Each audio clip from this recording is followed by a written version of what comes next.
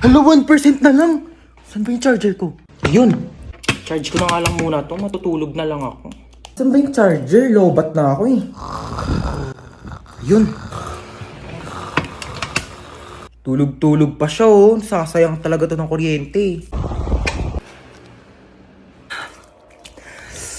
Patang init. Bakit di dito naka-charge?